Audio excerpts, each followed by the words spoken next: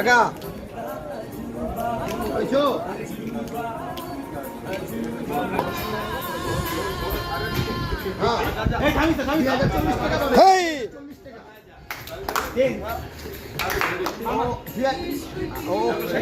বাবা বাবা তোর পকেট থেকে গেলে না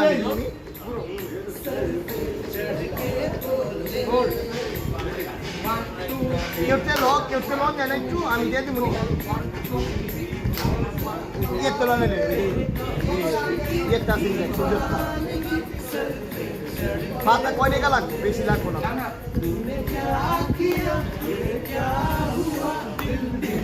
পাতা তো দেখে এলাম